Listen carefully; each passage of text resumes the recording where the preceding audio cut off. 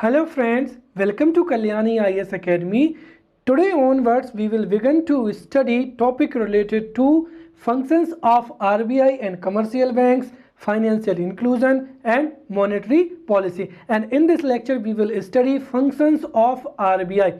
But to understand the functions of RBI, at first we need to understand what is financial market, right? What is money market? So let's start the topic with financial market. See, as you know that we have studied the agricultural sector, then we have also studied the industrial sector and also service sector. And you know very well that to increase the productivity in agricultural field, we required a huge investment, and to set up a new industry or to increase the pace of industrialization, the investment is required, and to increase the service trade also the investment is required. Now the question is that from where the investment come? As you know that everybody works and for that he gets income, and also everybody spends a some portion of his income, means expenditure, and plus ka saving, right? Here as you know that when everybody saves or when everybody has a saving, then these savings are used, right, used in primary sector, industrial sector and service sector in the form of investment, right, in the form of investment. So I would like to tell you that to increase the pace of growth in agricultural sector, in industrial sector and in service sector, the savings and there should be a flow of saving and investment, and a system where there is always flow of saving and investment is called a market, or we can say that financial market or money market or capital market. Now we will understand what is the difference between them. See, financial market is a broad market which ensures the movement of capital from capital surplus areas to the capital deficit areas. As you know that, for an example, that if a particular person works in a service sector, then definitely he gets his salary and he earns or he has an income. As you know that he expends and he saves some money. So if the saving of a particular person is not used in another sector, then definitely there would be a disruption in the flow of savings and here investment. तो यहाँ पर जो है अर्थव्यवस्था में विकास के लिए यहाँ पर जो है सेविंग्स का और निवेश का जो है फ्लो अवश्य रूप से होना चाहिए, और इसीलिए यहाँ पर जो फाइनेंशियल मार्केट होता है उसमें जो सरप्लस कैपिटल सरप्लस एरियाज होते हैं उनसे कैपिटल डेफिसिएंट एरिया में यहाँ पर क्या होता है, इनका मूवमेंट होता है या फ्लो होता है, और इसी फ्लो की वजह से ही यहाँ पर अर्थव्यवस्था में ग्रोथ होती है. तो in simple words we can say that financial market is a broad market which ensures the movement of capital from capital surplus areas to capital deficient areas. It encourages savings and investment. Here the savings are converted into investment which helps in the stimulating per capita income, GDP and employment generation, and therefore the financial market plays an important role in the growth of per capita income, GDP and employment generation. Now see, so as you know that there should be a flow of capital, there should be a flow of saving and investment in financial market, but there is a concept of time, and therefore the financial market can be divided in money market and capital market, right? What is the difference between them? The difference is time, right? See, the money market is the part of financial market where various monetary and financial assets are bought and sold for a short period of time. You need to focus here, right? Usually up to 1 day to 364 days, or we can say that up to 1 year. So money market is a part of financial market where the financial assets are bought and sold for a short period of time, right? Or we can say that up to 1 year. And if we talk about the capital market, then capital market is also part of financial market where various trade securities and assets are bought and sold for medium and long term. Here, medium and long term, or in other words, usually for more than 1 year. So a market where securities are bought and sold for minimum, or we can say that less than 1 year, then that would be a money market, and for more than 1 year, that would be a capital market, right? Now the capital market is divided in organized, unorganized, and sub money market, and capital market in primary and secondary. What is the difference between? Let's see, money market, the organized sector, is a sector of institution means where the regulation and control the regulation is done through many acts and policies. For an example, RBI, or we can say that a sector where there is no act or regulation to regulate these financial institutions, then that would be an unorganized sector, right? Then sub money market. So here money market has 3 dimensions, and we will study about these here. At first, I would like to tell you the capital market. Capital market is of 2 types. First is primary market and secondary market. As you know that capital market is a part of financial market where commercial, or we can say that capital assets are bought and sold for more than 1 year.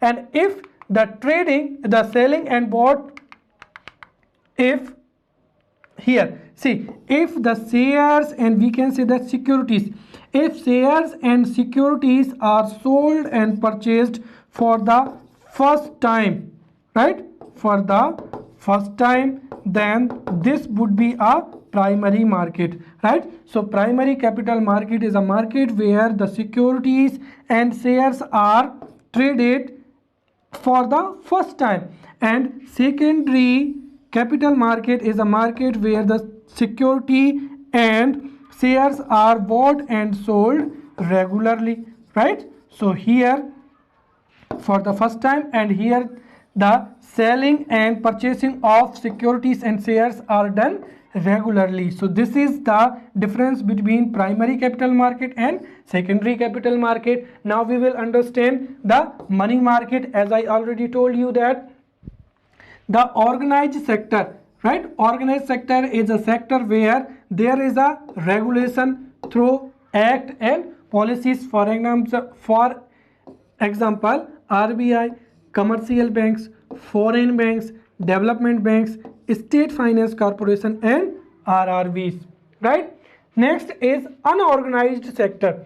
So in unorganized sector, the money lender, traders, dealers, chit fund, and native bankers. As you know that these institutions are not regulated and controlled by any body or any act, and as you know that these institutions provide the interest at very high rate. We have studied in the agricultural topic, right?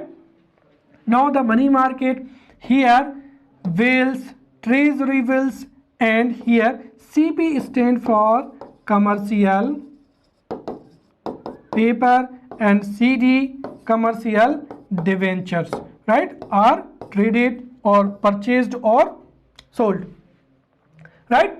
So this is all about the money market. And as you know that why we discussed the money market, because the banking system relates to the money market, right? And we are going to study about the RBI. Therefore we understood the money market. See, money market we have understand.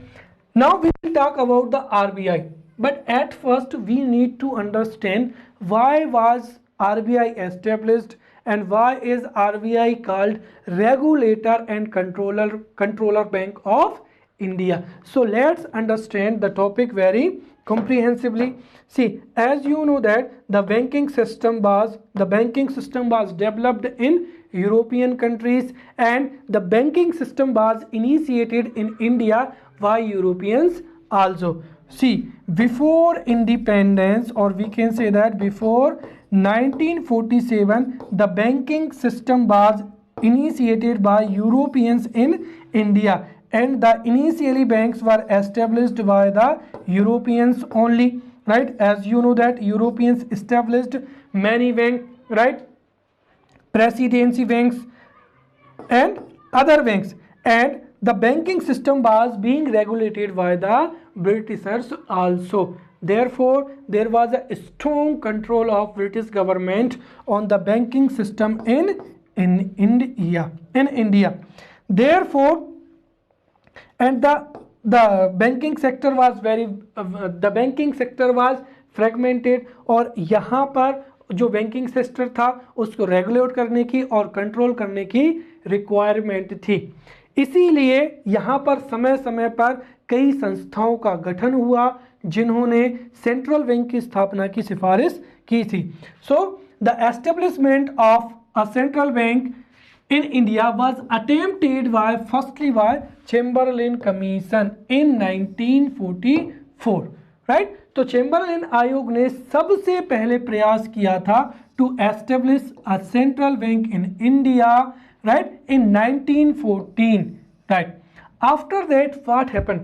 After that, in 1926, a commission, right, Hilton Young Commission was established, right? Hilton Young Commission was established, or Royal Commission on Indian Currency,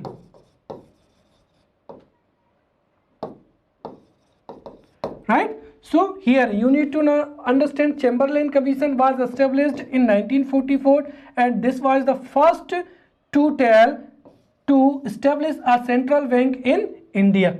Then in 1926, the Royal Commission on Indian Currency was established in 1926, and it was headed by Hilton Young. Therefore, this is also known as Hilton Young Commission, and Hilton Young Commission also officially recommended to establish a central bank in India.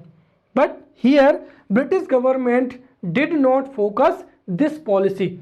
After that, what happened? As you know that there was a 1929 crisis in the world, and because of the 1929 crisis, the capitalist countries affected very badly, and the banking system in whole of the world, in capitalist countries, for an example, in America, USA, then Britain. So in Britain, USA, the banking system collapsed, or many banks in USA collapsed. Around 450 banks were collapsed in USA, and therefore this incident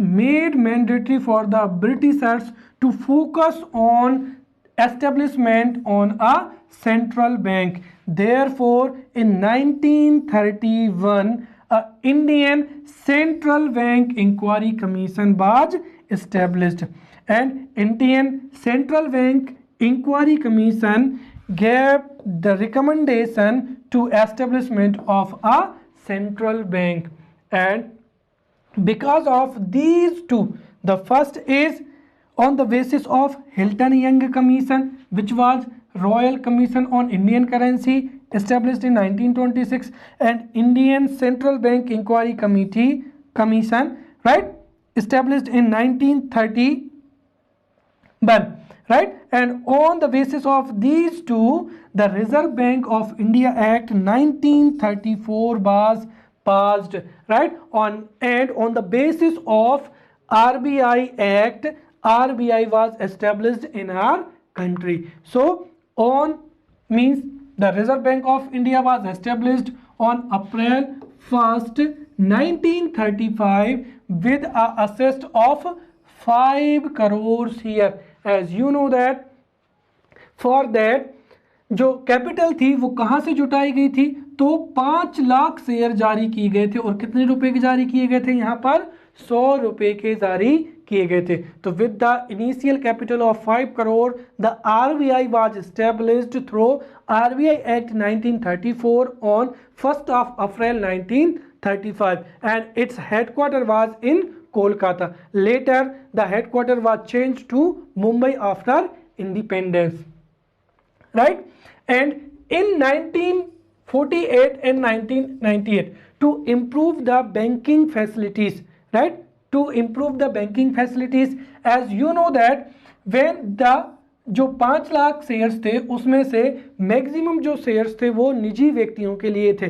therefore RBI acted as a private bank before 1948 or we can say that 1947.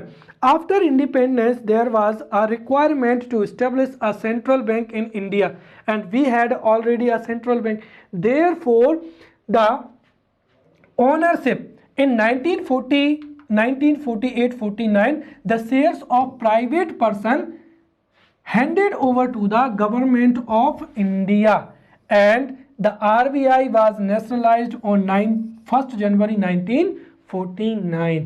तो यहाँ पर 3 चीज़ें clear होती हैं। जो 5 करोड़ की संपत्ति के लिए जो 5 लाख शेयर थे उसमें से मैक्सिमम थे निजी व्यक्तियों के हाथ में। Therefore before independence RBI acted as a private bank and through the change of right transfer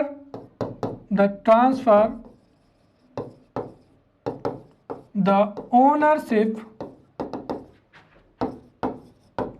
act 1948-1949, right, transfer the ownership act 1948-49 the shares of private persons handed over to the government of India and as a result the RBI was nationalized on 1st January 1949, right.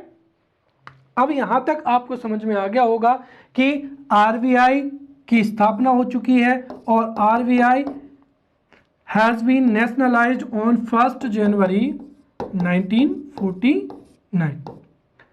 अब यहां से एक बहुत अच्छा 5 marker जो question है जो कि एग्जाम्स में पूछा जा सकता है कि why is RBI controller and regulator in banking system, right, and this question can be asked in the examination, then you should have a valid answer.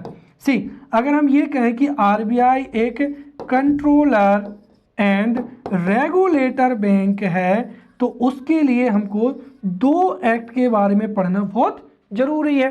भाई यहाँ पर एक एक्ट तो जो हो जाएगा वो हो जाएगा यहाँ पर RBI act 1934। See RBI acts on the basis of RBI Act 1934 और इसके अलावा भी एक और एक्ट है जिससे RBI gets power and which is Banking Regulation Act 1949 which is the most important act, right. And here you need to remember that the Banking Regulation Act 1949 was passed in 1949, right. And this act, the Banking Regulation Act 1949 empowered RBI to give licenses to the companies as a bank. So licensing of banks to the companies, right? And this act empowered the RBI. And as you know that why is this is most important, as you know that अगर हम ये कहें कि किसी भी company को, right, कोई भी XYZ कंपनी है, if this company is provided a banking license, then definitely it would be a beneficial for our economy, but it can affect badly also. How? Understand? See, I already told you that here how the banks work here. See, the savings are deposited in banks, right? And bank use this savings, or we can say that bank use this deposited saving as their assets, and bank provide these deposited saving in the form of investment, right? अब आप मान लीजिए कि कोई यहाँ पर एक bank है, राइट? इस बैंक ने यहाँ पर जो सिटीजन्स थे उनकी सेविंग को यहाँ पर क्या कर लिया, डिपॉजिट कर लिया। अच्छा, एक चीज़ और समझिए, यहाँ पर जो बैंकें होती हैं वो फंक्शन कैसे करती हैं। बैंकें जो है वो जनता से, जैसे उन्होंने 4% का जो है यहाँ पर डिपॉजिट, यहाँ पर ये फैसिलिटी दी कि अगर कोई भी व्यक्ति अपनी सेविंग को जमा करता है तो बैंक उसको 4% का इंटरेस्ट देगी, राइट? फिर this deposited money is provided as a investment at a 8% rate, interest rate. तो यहाँ पर जो गैप होता है 4% का, सभी बैंकों की जो इनकम होती है वो इसी 4% से ही होती है। अब होता क्या है कि कई बार ये जो बैंकें होती हैं, ये बैंकें ज़्यादा ब्याज लेने के लिए कई बार ऐसे कस्टमर्स को लोन दे देती हैं जो कि उस लोन को चुका नहीं पाते हैं। या कई बार क्या होता है, ये जो बैंकिंग के जो अधिकारी होते हैं वो अपने क्लोज रिलेटिव्स को या फिर कुल मिलाकर यहाँ पर धांधली के माध्यम से ऐसे लोगों को लोन दे देते हैं जो कि उस लोन को चुका नहीं पाते। जब आप समझो, ये जो लोन था ये जनता के पैसे ही थे, राइट? और जब ये लोन वापस नहीं आएगा तो जो जनता के पैसे हैं वो भी क्या होंगे, एक तरीके से डूब में आ जाएंगे। और इसी वजह से जब बैंकें क्या होती हैं, कोलैप्स होती हैं, तो कोलैप्स होती हैं तो जो लोगों का भरोसा है बैंकिंग सेक्टर पर, that decreases. And as you know that जब लोगों का जो है भरोसा कम होगा या बिलीव कम होगा तो सीधी सी बात है, द पीपल ऑफ इंडिया और particular country does not deposit their savings in the banks, and when bank did not get a deposit, which means that bank does not have sufficient fund to provide as a loan and to give as a investment। और अगर यहाँ पर investment ही नहीं होगा, so as you know that there is a negative effect on our entire economy. Therefore किसी भी एक bank का कोलैप्स होना पूरी की पूरी इकोनॉमी को इफेक्ट करता है। देयरफॉर जो रेगुलेशन है और कंट्रोल है वो बैंक पर स्ट्रिक्ट होना चाहिए ताकि बैंकें जिसको भी लोन दे रही हैं वो लोन क्या हो जाए, रिकवर हो जाए और किसी तरीके का यहाँ पर फ्रॉड ना हो। क्योंकि बैंकिंग सिस्टम में अगर सेविंग जो डिपॉजिट है वो कम होंगी तो इससे पूरा का पूरा जो फाइनेंशियल सिस्टम है वो पूरी तरीके से क्या होगा, इफेक्ट होगा।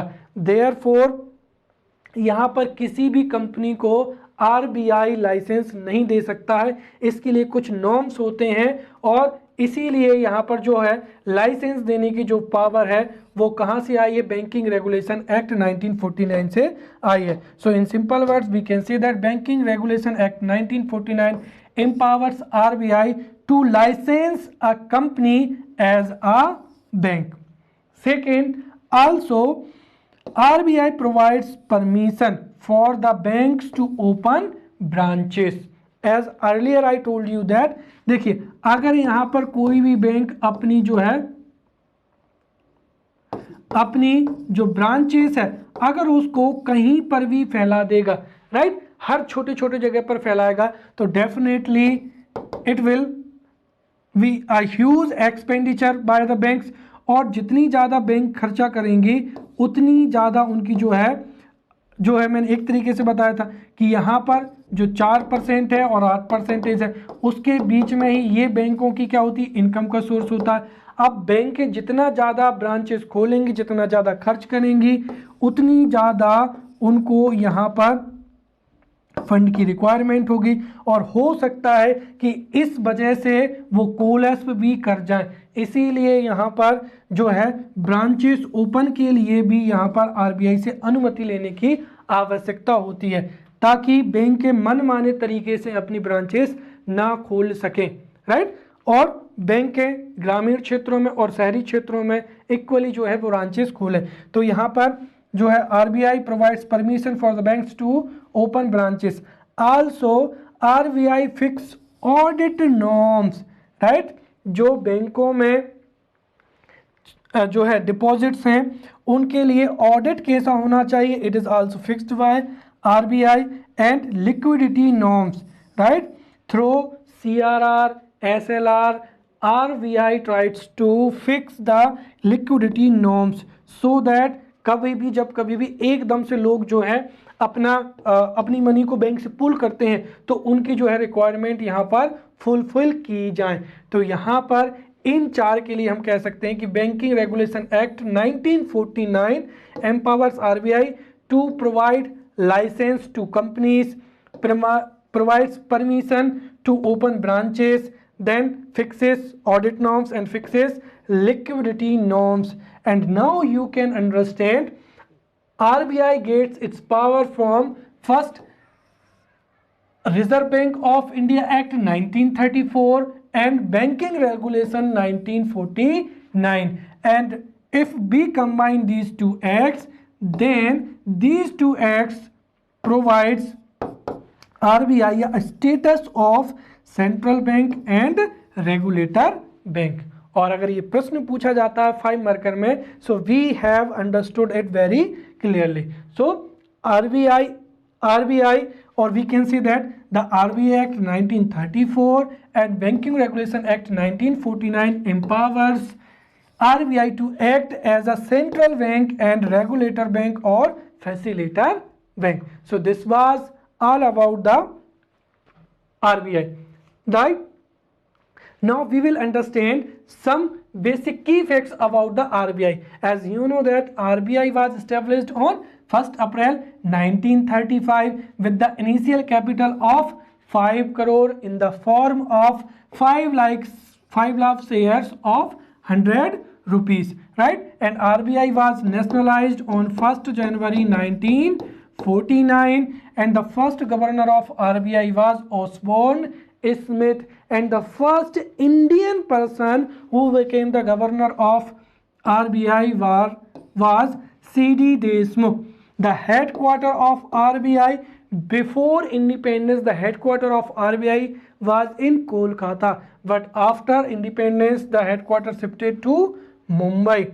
And RBI has 4 sub headquarters which are in Delhi, Mumbai, Kolkata and Chennai. And RBI has regional offices 27 in different cities and different states.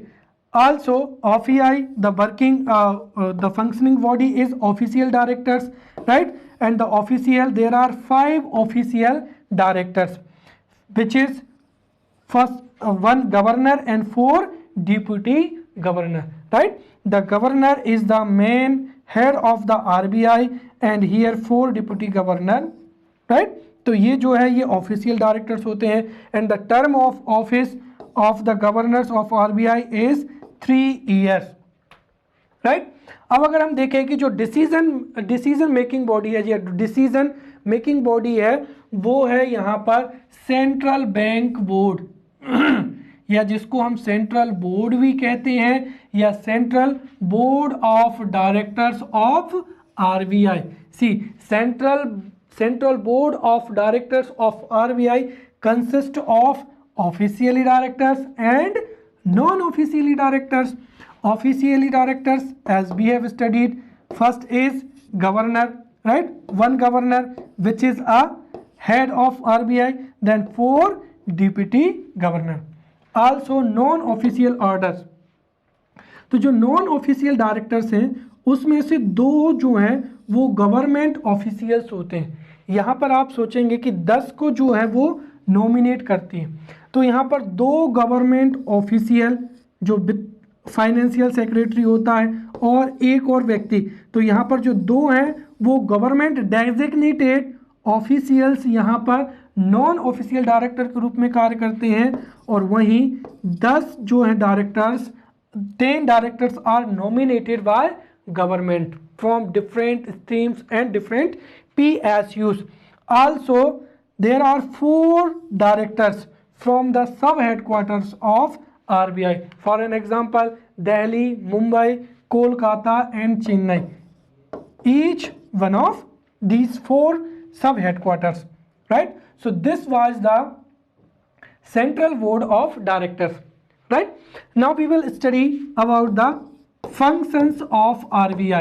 So this was the basic regarding RBI. Now we will study function. See, if a 5 marker question is asked in the examination, write down the functions of RBI, then we can use this flow chart and we can denote all the functions of RBI. So what are the functions of Reserve Bank of India? First, credit control, then acts as a bank of banks, then developmental role, then protection of foreign exchange reserves, then banker and advisor to the government, regulating the Indian banking and financial system, then representation of India in IMF, then conducts monetary policy, which is the most important, and issue of currency. So these are the functions of RBI. If asked in the 5 marker question, then we have to write in this way. But if the question is asked in the 11 marker, then definitely we have to elaborate each point which is written here to write a beautiful answer in the mains examination. So functions of RBI in detail, and the most important function is the monetary policy, right? See, as you know that at first you need to understand about liquidity, right?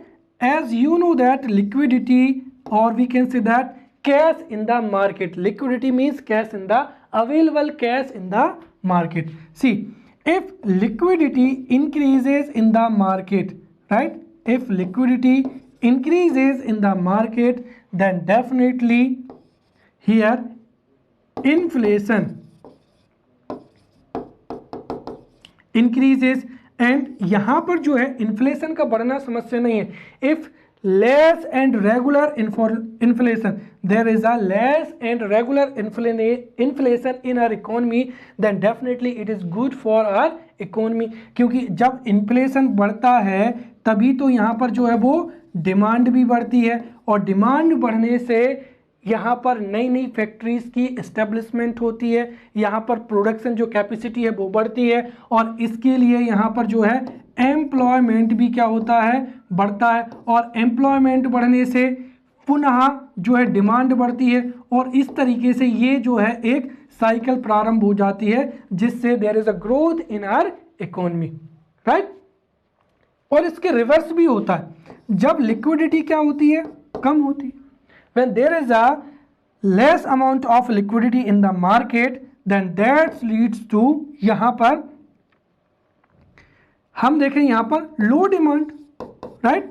और जब market में लो demand होगी तो यहाँ पर जो units हैं उनकी जो प्रोडक्शन कैपेसिटी है that needs to be cut down, और उनकी जो प्रोडक्शन कैपेसिटी कट डाउन होगी तो उससे जो है कई जो वर्कर्स हैं उनकी छटनी भी करनी पड़ेगी, इंट्रेंचमेंट करना पड़ेगा, right. And that leads to the increase in the unemployment, right. And as you know that जब अनएम्प्लॉयमेंट होगा तो उससे जो डिमांड होगी वो और भी क्या होगी, कम होगी, और ये एक फिर विशियस साइकिल बन जाएगी.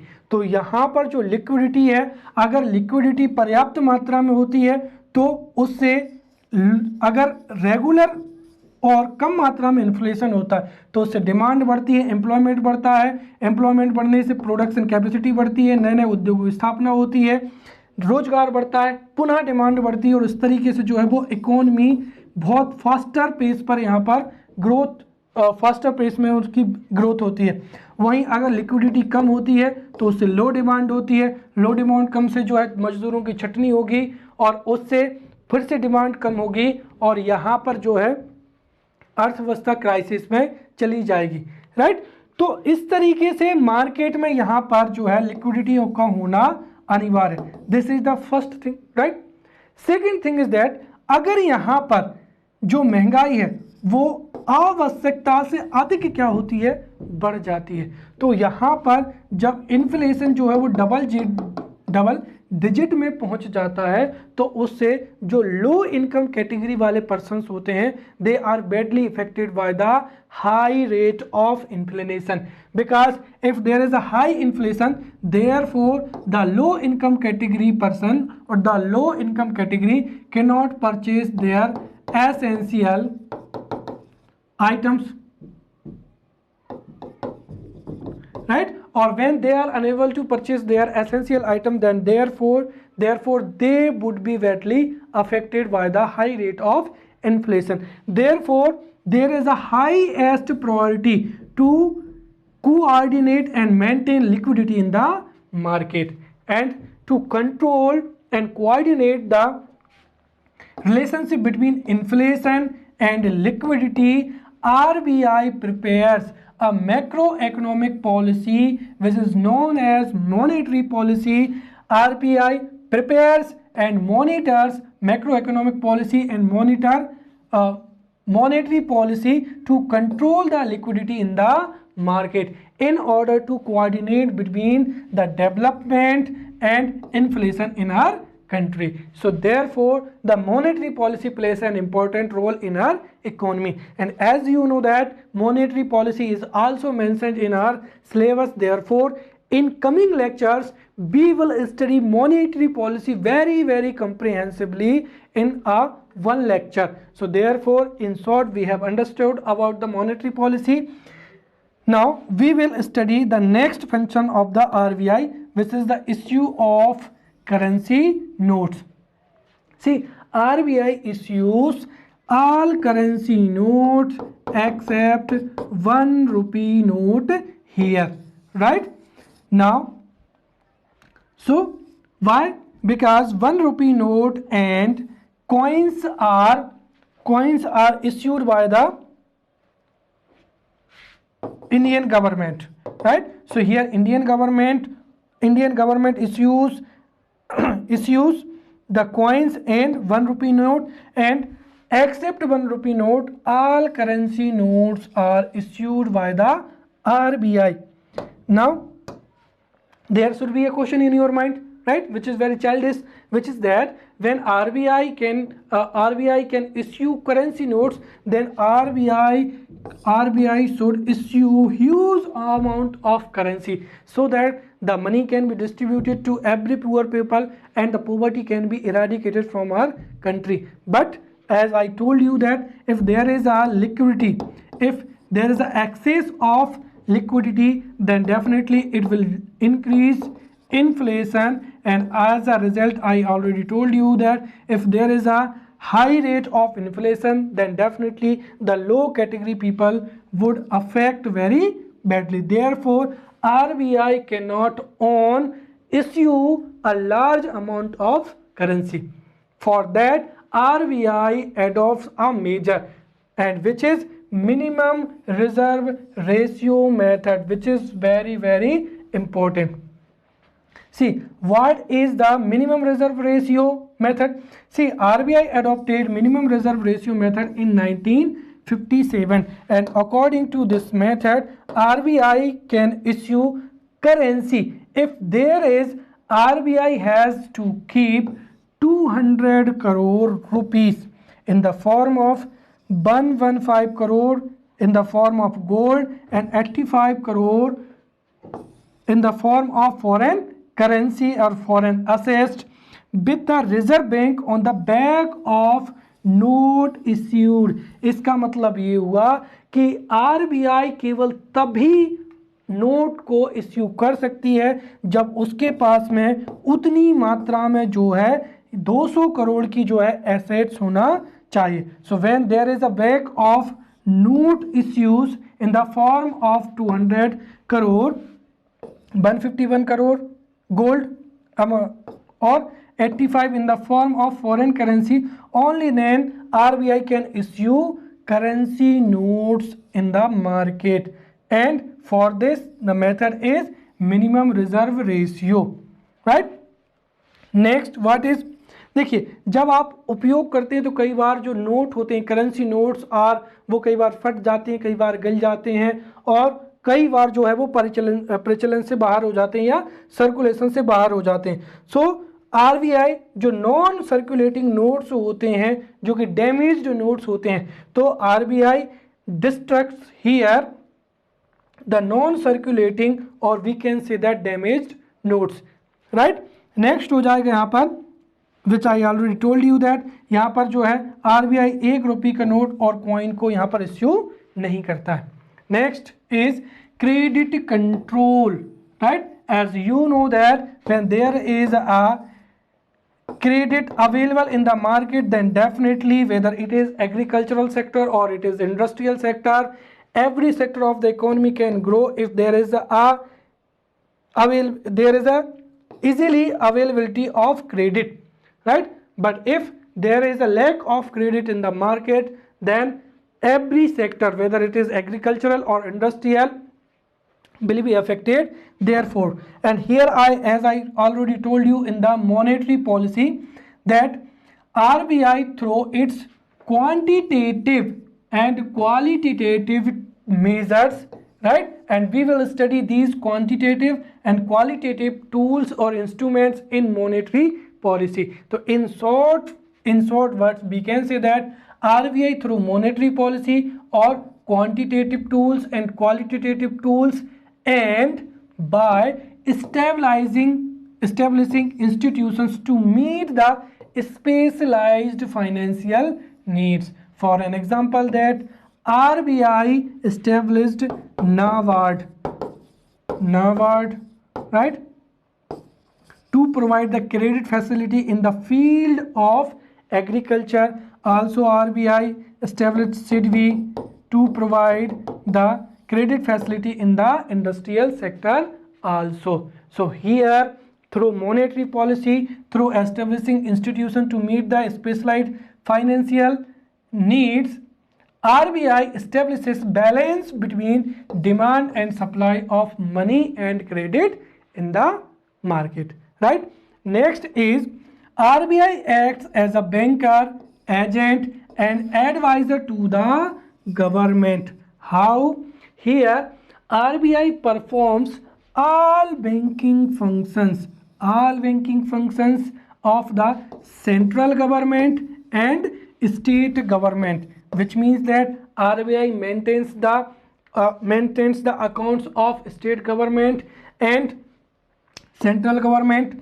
See, and also RBI arranges the public debt for the government when there is a requirement, when government requires a huge fund, then on the behalf of government here RBI arranges the public debt through selling of commercial or we can say that government securities, right, through open market operation we will study in monetary policy। So here RBI performs all banking functions of central government and state government, also arranges public debt for the government, also advises government on economic policies and monetary policies, right? So this was the fourth point। Next is functions as the bank of banks। See here, why is RBI bank of the banks here?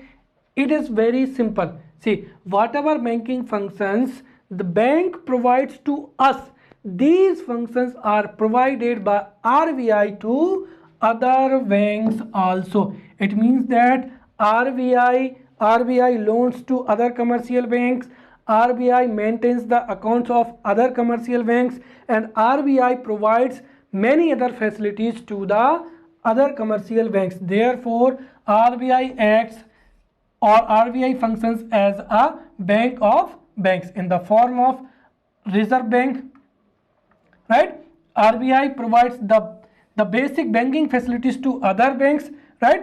And RBI is the last lender to the commercial banks and organizes accounts of the banks. Therefore, it functions as the bank of banks, right? Next is regulating the Indian banking and financial system, and we have studied this topic very deeply. In the starting, I told you that RBI Act, see, the Reserve Bank of India 1934 and the Banking Regulation Act 1949 empowers the RBI to act as a controller and regulator Bank of India. Also, here RBI protects the interests of the depositors, right? सी यहाँ पर जो है कई तरीके की जो है यहाँ पर जो है ऑडिट नॉर्म्स और यहाँ पर जो है लिक्विडिटी नॉर्म्स, राइट? तो आरबीआई यहाँ पर कई तरीके के audit norms, liquidity norms and जो इंटरेस्ट रेट है की इंटरेस्ट रेट है उसको भी यहाँ पर डिसाइड करता है ताकि जो है बैंक मनमाने तरीके से किसी को भी पैसा ना दे और बैंक कोलैप्स ना हो और इस तरीके से जो डिपॉजिटर है उनका पैसा सुरक्षित रहे. And also provides affordable services in the banking sector. Therefore RBI regulates the Indian banking and financial system. Next is controlling over foreign exchange reserves. See, as you know that the forex are most important for our economy to import crude oil and whatever be required from the developed countries like USA and Britain, because these countries trade in their currency, not in our Indian currency. Therefore, we should have a sufficient forex reserve, or we can say that foreign currency, right? And here RBI controls and manages the foreign exchange reserves, or we can say that forex here, right? Here RBI manages and controls the forex exchange reserves. And second, it also maintains the foreign exchange rate. And why this is important? As you know that if at present $1 is equals to 70 rupees, and if our Indian currency कमज़ोर हो जाती है और $1 की तुलना में यहाँ पर 80 रुपये हो जाता है, सो डेफिनेटली हमारी जो इकोनॉमी है वो बैडली इम्पैक्टेड होगी, राइट? इससे बहुत नकारात्मक प्रभाव पड़ेगा. Therefore here RBI maintain the foreign exchange rate, also protects and manage the foreign exchange reserves through FEMA foreign exchange and management act 1909, right? So in this way RBI controls for the foreign exchange reserves, right? RBI also performs many developmental works. For an example, RBI performs or RBI tries to develop and modernize the financial system. हमारा जो पूरा system है वो जैसे वर्तमान समय में आपको पता है कि डिजिटल ट्रांजैक्शन, यहाँ पर डिजिटल ट्रांजैक्शन को आरबीआई के द्वारा बढ़ावा दिया जा रहा है और जो जितने भी जो मॉडर्न नॉर्म्स होते हैं, चाहे वो बेसल नॉर्म्स हो या नई टेक्नोलॉजी हो, it is always appreciated and initiated by the RBI in our financial system. So in this way RBI plays an important role in the development of and in the modernization of the financial system. RBI also brings the underprivileged in the mainstream of the development or financial institution. through we know as a financial inclusion. And financial, what is financial inclusion? It is also mentioned in our syllabus. So in next lecture we will study about the financial inclusion in very depth. Also RBI encourages innovation, right? अगर आप देखें तो यहाँ पर RBI ने वर्तमान समय में जैसे भीम ऐप हो जाएगा, राइट, उसके बाद में जो यूपीआई सिस्टम हो जाएगा, या जो एनपीसीआई है उसके माध्यम से जो नेफ्ट, आरटीजीएस जो जैसी फंक्शंस हैं वो आरबीआई के द्वारा प्रमोट की जा रही हैं, right. Also establishment of special financial institution if and when required, like establishment of SIDBI and establishment of NABARD. So in this way RBI performs developmental work. Next is RBI also arranges agricultural credit, and for this there is a separate agricultural credit department in the RBI, which is for the arrangement of agricultural credit in the market. And for this RBI established NABARD in 1982. Also here RBI tries to arrange the industrial finance also. RBI has established many institutions, for an example Industrial Finance Corporation, State Finance Corporation, and through the establishment of many financial institutions RBI tries to arrange the industrial credit, or we can say that industrial finance, also agricultural credit, right. Next is we can say that RBI represent India in the IMF, right, International Monetary Fund. Next is RBI collects and publishes the important economic data. जो हमारे देश का, चाहे वो यहाँ पर महंगाई से संबंधित हो या नेशनल इनकम और जो अदर दूसरा जो डाटा होता है ब्रांचेस को लेकर, और फाइनेंशियल जो पूरा बैंकिंग सिस्टम का जो डाटा होता है, that is collected and published by the RBI, right. And at last the regulation of the foreign exchange rate through FEMA Act 1909, right. So these were the functions of RBI. अब आपको यहाँ पर एक चीज याद रखनी है कि if the question is asked in 3 marker also, जैसे 5 नंबर में अगर ये क्वेश्चन आता है तो सीधा you need to draw this flow chart and you need to mention the functions of the RBI in this way. दूसरी चीज यहाँ पर आप याद रखें कि यहाँ पर 3 नंबर से जो है क्वेश्चन भी पूछा जा सकता है, जैसे व्हाट इज क्रेडिट कंट्रोल, तो हमको यहाँ पर 3 नंबर में उत्तर देना पड़ेगा. सीधी सी बात है कि यहाँ पर RBI through the monetary policy, quantitative instruments and qualitative instruments, and through the establishing of institution to meet the specialized financial institution, RBI control the demand and supply of money and credit, right, and this is called the credit control. या फिर हो सकता है कि यहाँ पर जो है RBI बैंक ऑफ बैंक्स, ये पूरा का पूरा what is bank of banks, this question is asked in 3 marker question. और अगर 11 नंबर में पूछा जाता है तो हमें यहाँ पर RBI को इंट्रोड्यूस करना होगा, फिर RBI के जो जितने भी कार्य हैं उनको हमको यहाँ पर हमको बहुत अच्छे से बताना पड़ेगा. So this was the functions, these were the functions of the RBI, and now in the next lecture we will meet with new topic. Till then, thank you.